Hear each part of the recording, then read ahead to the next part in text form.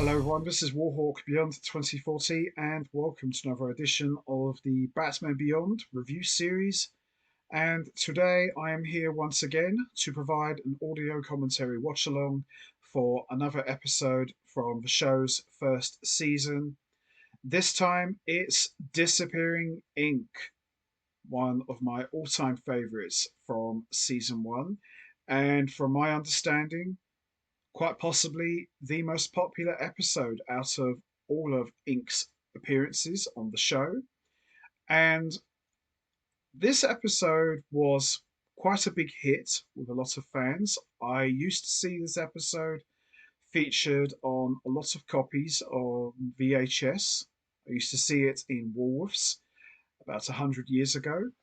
And Blackout is my favorite Ink episode of all time, but Disappearing Ink is definitely up there, and it's pretty close. As I said at the very beginning, I love all of the Ink episodes, they're all great. Blackout is my all time favorite, but this one is very close to topping Blackout, but there's not much in it. Ink's a very dangerous, hot, and very sexy villain. And I would probably say she is the most enduring of all of the Batman Beyond villains.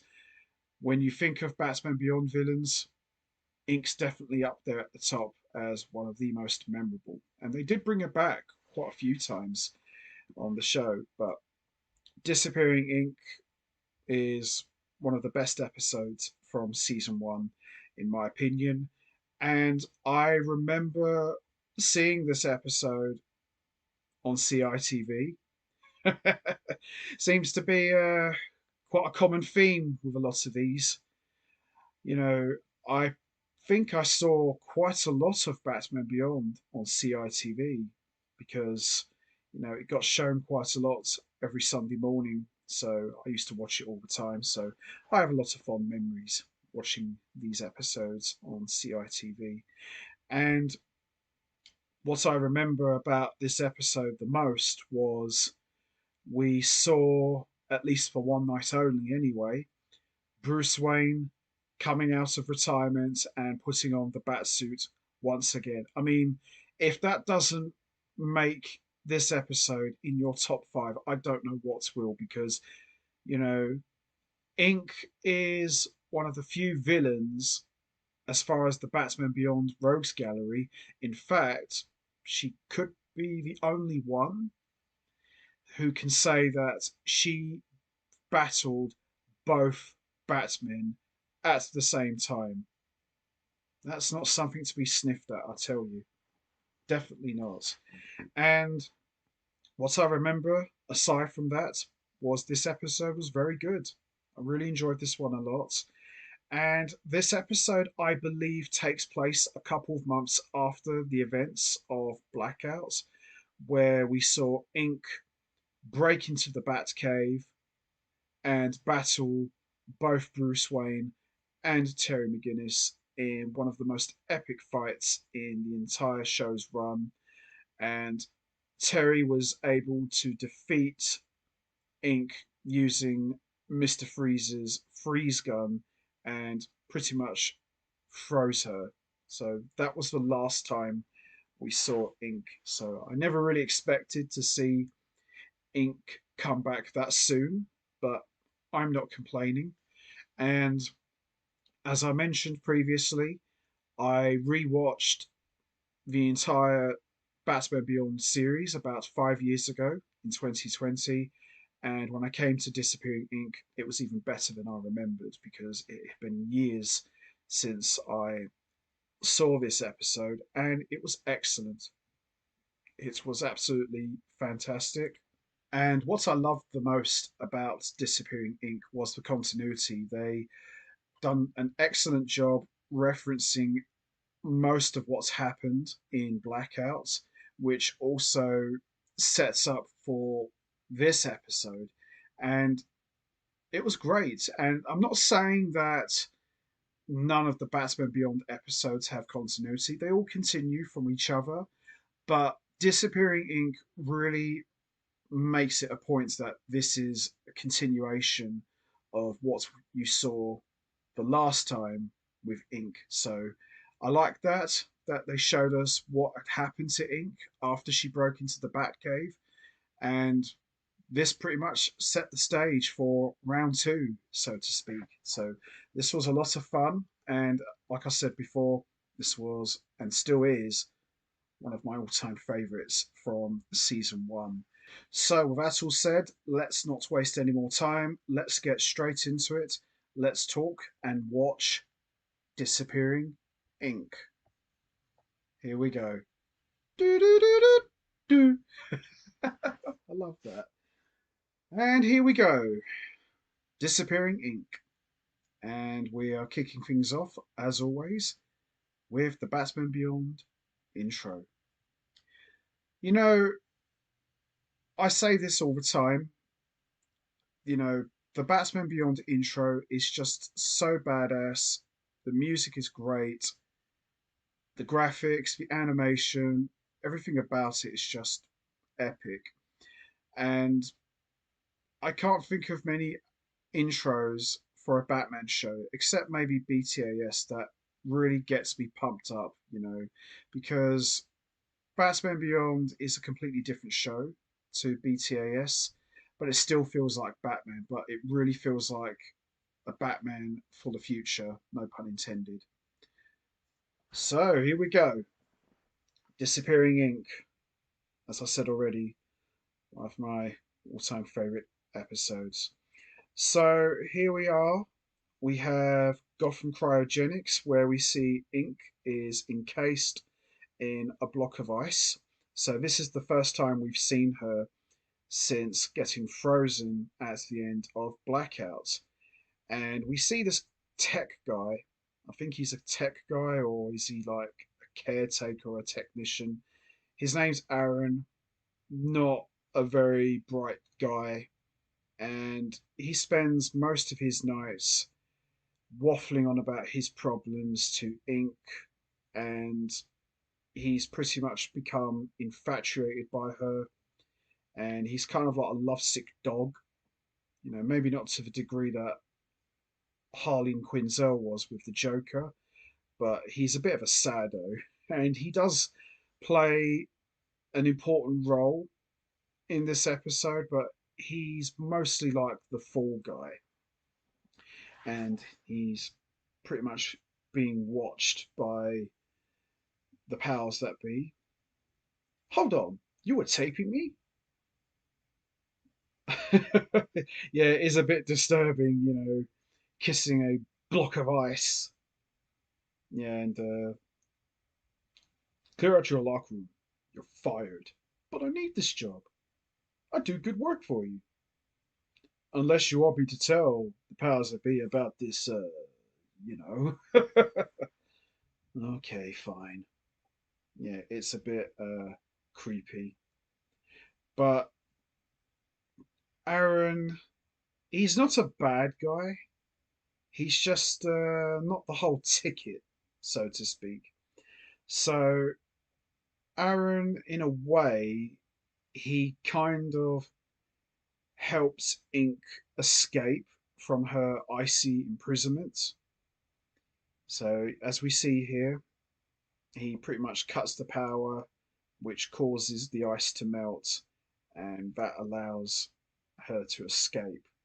But the interesting thing about Ink, when she was frozen, it damaged her DNA, so she's not able to shapeshift properly. So, you know, I thought that was an interesting thing to her. So Ink has officially escaped thanks to her biggest fan.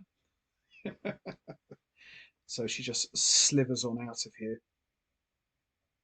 I do love Ink. She's such an awesome villain. She's like a combination of Clayface and Venom. And here we are, the Batcave. And there is the exoskeleton batsuit, which is kind of like a cool nod to the suit that Bruce Wayne wore in Kingdom Come. And anyone who's watched all three seasons, there are a couple little nods to Kingdom Come. The Batsuit being one of them, and Superman in season three looking a lot older.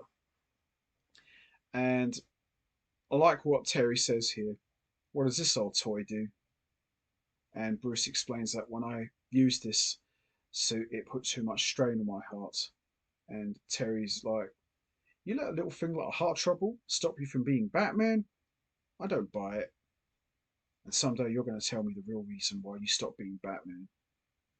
And the guys learn that Inque has escaped from Gotham Cryogenics. And Bruce gives him Mr. Freeze's gun just in case. So there are lots of nods and references and callbacks to Blackouts because in Blackouts, Inc. really gave Terry and Bruce a run for their money. She really tested them hard. And we see Terry is there at the scene and he notices one of the police officers is not what they seem, the whole black coat. And he realizes that the black coat is actually Ink. Here we go. Well, so much for the equalizer. Ink has destroyed the freeze gun, and Ink pretty much wipes the floor, so to speak, with Terry. Yeah, Ink's a great villain. I think I said years ago, one of the first videos I ever did for the channel, I think I said that Summer Glau would make an awesome Ink. She's got that alluring look to her. I think she would have been perfect. Could still happen as well. Yeah. I love this. I've got some more bad news. What's that? You're forgetting one thing. She knows where the entrance to the Batcave is. Well, yes and no. Ink knows what the Batcave looks like, but she doesn't know the entrance to the Batcave. Remember, she snuck into the Batmobile. That's how she got in. That's a clever thing. You know, not many villains ever figured out, why don't I just follow Batman and see where he goes? Very surprised about that. So Ink has found Aaron, who lives in an apartment and he's living like a bum, so to speak. And Ink pretty much thanks him for freeing her.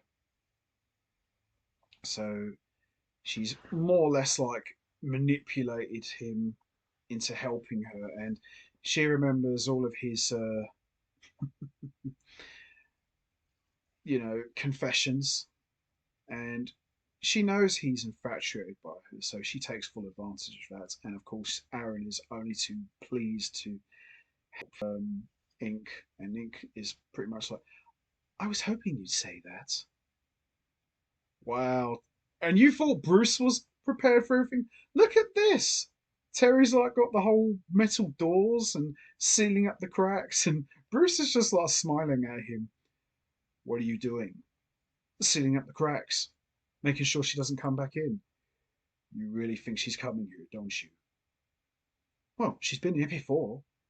Well, it was dark that night, and the Batmobile does go awfully fast. And then there's the way you drive. You've got a better idea? Badass Bruce Wayne like it. I do. It's called Getting to Know Your Enemy. Ink left a little bit of herself on you. I'll be at the microscope.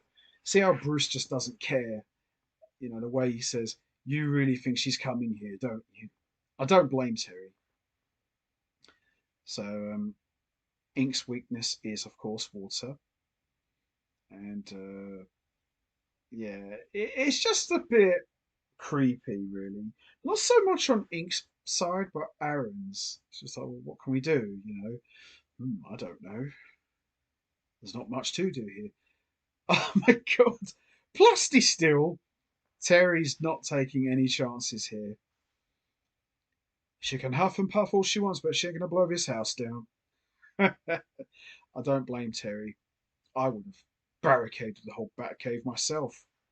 So we learn here that Inque's DNA is damaged due to being frozen. So she's not able to shapeshift and revert to her human form. So obviously she needs the chemicals to regain her power. Yeah. And I thought if I were her, I'd be looking for a good doctor right now. Oh, okay. I like this. An electrified battery. It's not as good as Mr. Freeze's gun, but it's the best I can do on short notice. Be careful. Yeah. Yeah, this was so good. I seriously remember this one so well. And, oh, well, yeah, Aaron's like, yeah, I'm getting to hold Ink here. Yeah, man. Carry on. Don't you ever put your hands around me like that again. What? Am I not allowed to clap the ink cheeks? Well, oh, he's such a sad Aaron. As I said, he's not a bad guy. He's just not very bright. So they've got into this facility, and these chemicals can not only repair Ink's cells, but they can restore her power so she's able to shapeshift again. Yeah, here we go. Wow. It's quite amazing, really, that Ink knows exactly what chemicals to use and find. Hmm. So, Aaron's in Sado mode. He wants to be like her. You sad, sad guy. So basically, he wants the same power as Ink. Yeah, I don't know how I feel about that. Here we go. It's almost showtime. Here we go. Round two coming up. Here we go. Oh, these two always had epic battles. Even in the tie-in comics as well, Ink and Batman had some great fights. Oh, there's a little bit of blood there on Terry's mouth. Hiya! Do do.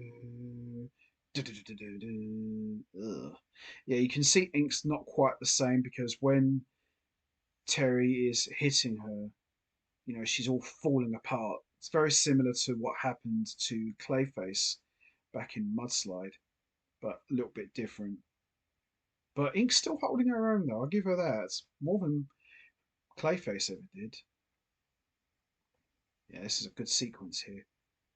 So she's still able to shapeshift into different things, but not quite as strong as before. Here we go. Oh, nearly had it there. Oh no, not again. Last time Terry was that up close to Ink, she literally went down his throat. Yeah.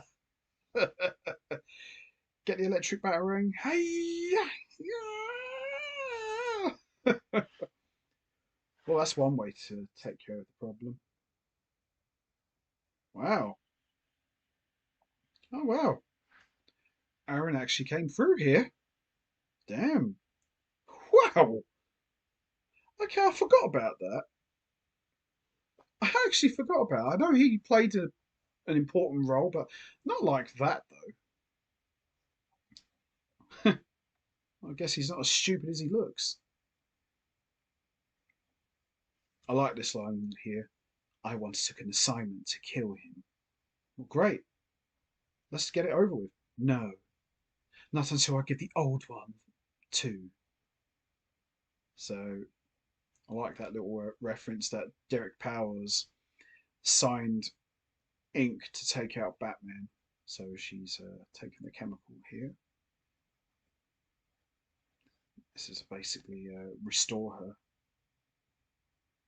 Woohoo! Nice. I need more. Here we go. And yep, ink's back in the house, baby. You're beautiful. Hmm. Oh, yeah, ink is kind of nice. For a cartoon, I suppose she is quite hot. So it looks like the Batman is being held in a wrestling arena. Terry, Terry, are you there? Answer me. It's the old guy, isn't it? Oh, here we go. Oh, here we go. The thing I don't get is I would have thought Ink would recognize Bruce Wayne's voice and worked out who he was, but I don't know. Here we go. Okay, fine. We're at the Gotham Mills Arena. Get over here now, or Batman dies. No! No, she'll kill us both if we. Here we go. Bruce is like, one more time. Here we go. Oh, yeah. See, a little bit of foreshadowing there. What is he to you? Your father or your grandfather? They did drop little clues here about, you know, the connection between Bruce and Terry. Obviously, that didn't get revealed till years after, you know, in epilogue. But yeah, I don't know if they were already thinking about the big revelation about Terry being Bruce's clone slash son, but it looked like there was some little clues there. So Ink's pretty much making Aaron's wish come true. And there's our man, Bruce Wayne, in a very retro hat and coat and dark glasses. So Bruce must have some good days and bad days because there's some episodes he walks without the cane and there's some episodes he does. Oh God, Aaron only got half the treatment. Oh, Ink's such a chief. Here we go. You got away. Yeah, he didn't get away, and neither will you. Big moment coming up here. Bruce is back, baby. Yeah. Oh, oh no. No, no, no, no. I love how they play the classic Batman theme, all rocked up. That is so cool. It's like a hybrid between the original and Batman Beyond. I'll tell you what, Bruce in his 80s, he's holding his own against Ink, you know. The guy's like throwing hands and, you know, wow. Even like jumped across. Yeah, I think the truth is maybe Bruce could be Batman for a few more years, but he's got to take it easy. But yeah, he was no slouch there. He was ready to take Ink down. Damn. So Ink's pretty much manhandled Aaron. You only gave me half the treatment. Terry's got an idea. So this is the second time now Ink's battled both Batmen. So it's pretty cool. So Terry crashes the glass of the roof, and the rain pretty much makes Ink evaporate. No, no, no! Excellent. I love what Bruce says here. Now, do you believe me about why I retired? And Terry's like, not entirely. But after tonight, I'm glad you didn't stay retired. That is a proper Kingdom Come look. Poor deluded fool. Wow. Yep, so we got Bruce back for one night only as Batman. Oh no. So Aaron's pretty much encased in the same sort of, you know, holding cell that Ink was. And now he's got another lovesick dope waffling on about her problems. Poor Aaron. It's kind of humiliating. Ugh. Uh oh. Careful, honey. You're being watched. Yikes. Wow. And that wraps up my audio commentary watch along for Disappearing Ink. Absolutely fantastic. This was a fun episode and one of my all time favorites. This was so good. Bruce coming out of retirement, putting on the bat suit again, saving Terry, holding his own and fighting Ink as well. Crazy. Absolutely crazy. Love the references to blackouts, seeing Ink back in her proper form. Everything about this episode was excellent. Aaron was a bit of an idiot, but he served his purpose and he was the perfect vehicle for Ink to make her big return. And I loved it. It was really cool.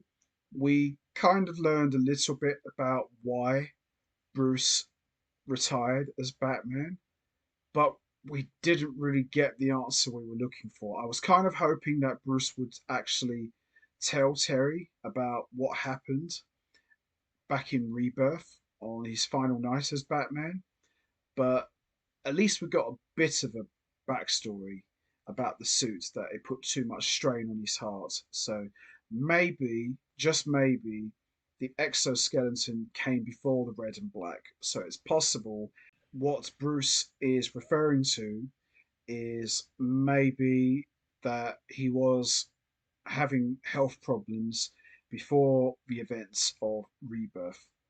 Just speculation.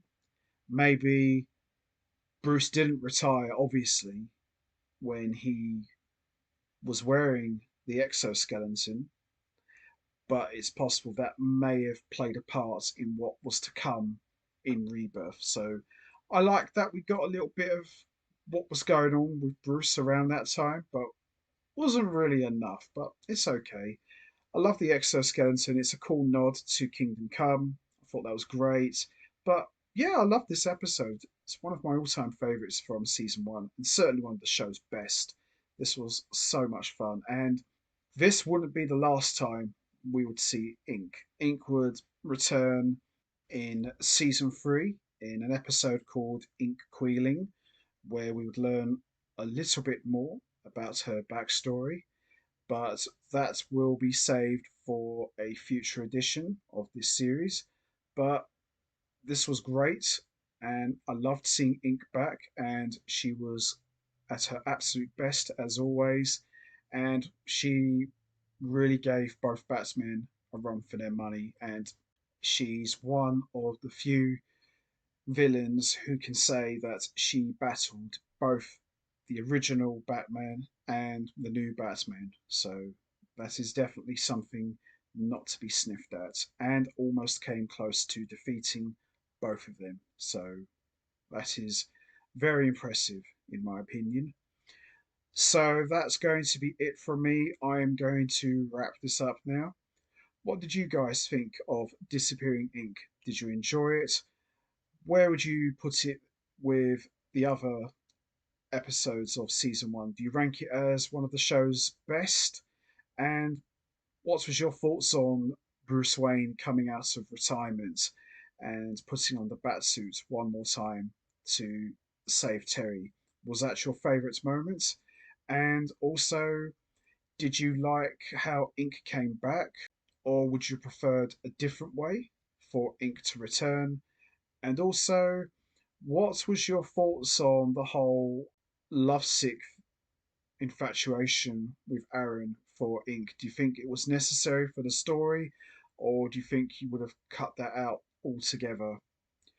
You know what to do, guys. Hit the like button, hit the subscribe button, leave your thoughts and comments down below, and I will see all of you next time for another edition of the Batman Beyond review series, where I will be providing an audio commentary watch along for another episode from the show's first season, and it's going to be Shriek. So make sure you don't miss that. So until next time, take care, everybody, and stay safe. And once again, as always, much appreciated. Thanks for listening.